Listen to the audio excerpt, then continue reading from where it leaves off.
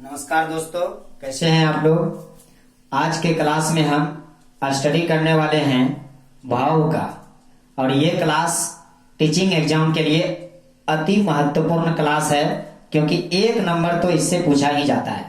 और बिल्कुल इजी एक छोटा सा ब्रीफ क्लास है जो मुश्किल से 8 से 10 मिनट के अंदर खत्म हो जाएगा।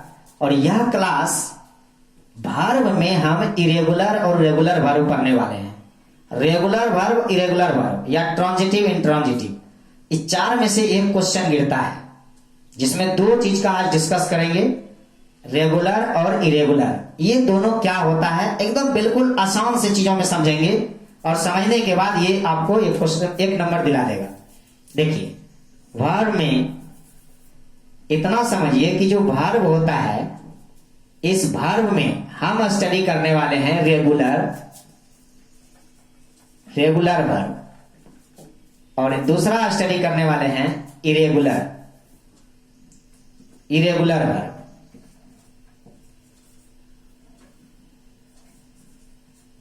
इरेगुलर वर्ब, ये दोनों को हम अच्छी तरीका से समझेंगे।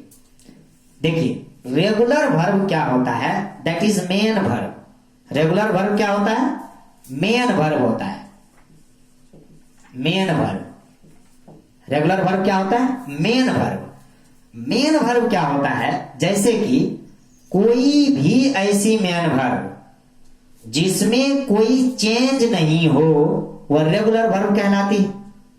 कोई चेंज नहीं हो मतलब जैसे कोई ऐसा वर्ब जिसमें कोई चेंज नहीं हो, जैसे लव को जब हम थर्ड रूप में रखेंगे तो लव्ड होगा, यानी कोई चेंज नहीं हुआ, लव से लव नहीं रहा, यानी प्रोनाउंस में ज्यादा कोई डिफरेंस नहीं हुआ, सेम ही मीनिंग रहा नहीं। तो जब वही कहते हैं, कोई भी ऐसी मेन वर्ब जिसमें कोई चेंज नहीं हो, वह क्या कहलाती है, रेगुलर कहलाती है। कहिए सर उतना बढ़िया से नहीं बुझे, कोई बात नहीं, इसके लिए ट्रिक है। ट्रिक ये है कि वैसा वर्ब जिसका वर्ब का थर्ड रूप लिखने पर डी या एडी का प्रयोग किया गया हो। जैसे फॉर एग्जाम्पल देखिए, जैसे प्ले का थर्ड रूप लिखिएगा तो क्या लिखिएगा, प्लेड लिखिएगा, यानी ये क्या कहलाएगा, रेगुलर वर्ब कहलाएगा। जैसे है ना, ये क्या कहलाएगा, रेगुलर वर्ब कहलाएगा। जैसे ओपन लिखते हैं, ओपन है ना, तो इसका थर्ड फॉर्म क्या होगा, थर्ड फॉर्म हो जाएगा ओपेंड। नहीं, ज्यादा कुछ इसमें मेन चीज नहीं होता है। जैसे क्लोज लिखते हैं, क्लोज, तो इसमें जो डी जुटेगा क्लोज्ड हो जाएगा नहीं। तो कहने का मतलब है कि ऐसा वर्ब जिसको थर्ड रूप लिखने पर क्या हो, डी या एडी को ऐड किया गया हो, ज्यादा कुछ चेंज नहीं किया गया हो। जैसे और भी वर्ड है बहुत सारा, जैसे लाइव लिखते हैं, लाइव नहीं, या लाइफ लिखते हैं, लाइव लिखते हैं, वर्क लिखते हैं, तो ये सब वर्ड क्या है, वर्क, एडी जुटा। तो ये सब के सब, ये सब के सब, ये सब के सब क्या है, यहां पर देखिए डी ऐड किया गया है। तो जहां पर डी ऐड किया गया हो या एडी ऐड किया गया हो, तो हम ऐसे वर्ब को रेगुलर वर्ब कहेंगे। क्लास के लास्ट में हमने क्वेश्चन भी देखेंगे, जो क्वेश्चन सीटेट ने पूछ चुका है, किस प्रकार से क्वेश्चन पूछा है यह भी देखेंगे, समझे। तो रेगुलर वर्ब क्या हो गया कि कोई भी ऐसी वर्ब, कोई भी ऐसी मेन वर्ब जो क्या हो, जिसमें किसी भी प्रकार की कोई चेंज ना दिखे, या फिर ये कहिए कोई भी ऐसी वर्ब जिसका थर्ड रूप लिखने पर डी या ईडी का प्रयोग किया गया हो, तो वह क्या कहलाएगा, रेगुलर कहलाएगा।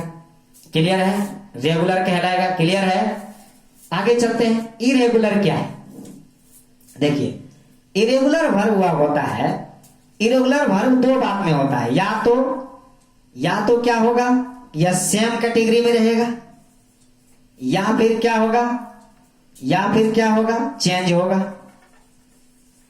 सेम कहने का मतलब है कि जैसे हम कट बोलते हैं, CUT कट, कट का तीनों रूप कट होता है।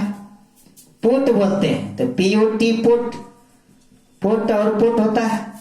स्प्रेड बोलते हैं। स्प्रेड, स्प्रेड मतलब कोई भी चेंज नहीं, मतलब तीनों बातों पर क्या है, सेम सेम सेम, तीनों में अर्थों में सेम है, तो वह होता है इरेगुलर। जैसे यहां पर चेंजिंग की बात कर रही है, चेंजिंग होना चाहिए, जैसे जैसे फ्लाई फ्लू फ्लॉन, जैसे फ्लाई फ्लू फ्लॉन, ये गो वेंट गॉन नहीं, इस तरह से नहीं। जैसे गेट गॉट, गॉट हो जाता है, गेट गॉट, गॉट हो जाता है। ये कहने का अर्थ क्या है कि जो चेंज हो रहा है, नहीं देख रहे हैं ना, चेंज हो रहा है, चेंज हो रहा है, तो ऐसे वर्ब किस में आ जाएंगे, इरेगुलर वर्ब में आ जाएंगे।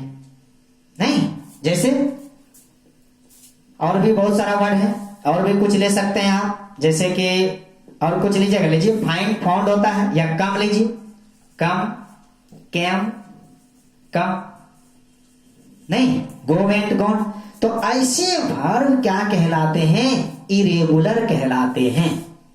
क्या कहलाते हैं, इरेगुलर कहलाते हैं। चलिए फिर से समझते हैं।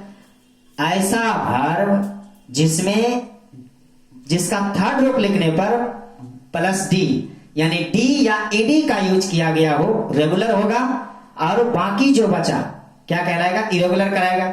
इरेगुलर मतलब थर्ड फॉर्म लिखने पर डी या ईडी का प्रयोग नहीं किया गया हो, जैसे कट कट कट सेम हो, या पुट पुट पुट सेम हो, नहीं, थर्ड फॉर्म लिखने पर सेम है। स्प्रेड स्प्रेड स्प्रेड, तीनों रूप में सेम होता है, तो सेम भी हो सकता है, चेंज भी हो सकता है। जैसे go and gone, find found fund, नहीं फाइंड फाउंड फाउंड होता है। जैसे फ्लाई फ्लू फ्लॉन होता है, नहीं मेक मेड मेड होता है, नहीं ये जो बात कर रहे हैं, चेंज का जो बात कर रहे हैं, मेक होता है, फिर मेड हो जाता है, और फिर से मेड होता है, ये सब वर्ड होता है। नहीं, तो कहने का अर्थ क्या है कि चेंज हो जाता है, उसका रूप चेंज हो जाता है, तो ये क्या कहलाता है, इरेगुलर वर्ब कहलाते हैं। चलिए आशा करते हैं कि आप अच्छी तरीका से समझा होगा। चलिए अब हम लोग इस पर आधारित एक क्वेश्चंस करते हैं। जैसे क्वेश्चंस पूछा गया था सीटेट में, example of irregular verb are, है ना, क्वेश्चंस था, यहां पर मैं लिखता हूं क्वेश्चंस,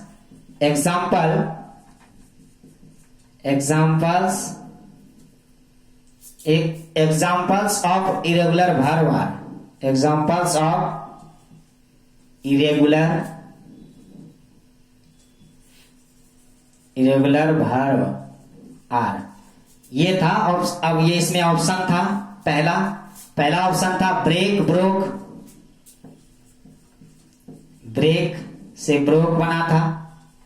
दूसरा ऑप्शन था, है ना, दूसरा ऑप्शन था वॉक से वॉक बना था, वॉक से वॉक्ड बना था। तीसरा ऑप्शन था ट्रेन से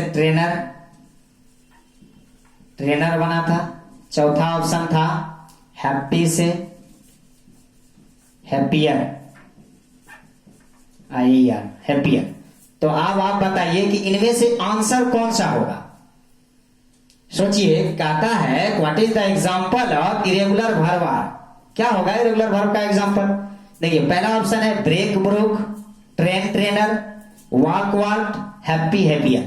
तो हमने क्या कहा भाई कि वॉक एक वर्ब है जिसमें ईडी लगा तो ये बन गया रेगुलर, यहां रेगुलर आपसे पूछ नहीं रहा है, ये तो हो गया गलत। ट्रेन ट्रेनर ये वर्ब है ही नहीं, पहले गलत हो गया। हैप्पी से हैप्पियर ये भी वर्ब नहीं बनाया गया है, नहीं, तो ये भी हो गया गलत। बचा क्या, देखिए ब्रेक से ब्रोक, थर्ड फॉर्म लिखा है, ब्रेक से क्या बना है, ब्रोक बना है, इसका मतलब ये क्या है, इरेगुलर वर्ब है। यही एग्जाम में पूछ लिए जाते हैं और आप छोटी सी गलती करके आते हैं और 1 नंबर से वंचित हो जाते हैं। और आप जानते हैं कि 1 नंबर की इतनी कीमती है एग्जाम में कि यदि 1 नंबर ना हो तो इंसान की जिंदगी चली जाती है। नहीं, तो अच्छी तरीका से आप पढ़ते चलिए, हम भरोसा दिलाते हैं, विश्वास दिलाते हैं, सीटेट में आप यदि मेरे पूरे क्लास को फॉलो करिएगा तो आपका एग्जाम निश्चित रूप से अच्छा जाएगा और वेल एग्जाम होगा और अच्छी तरीका से आप सीटेट को क्वालिफाई करेंगे। चलिए आज का क्लास यहीं तक, मिलते हैं फिर अगले दिन अगले क्लास में। तब तक के लिए जय हिंद जय भारत।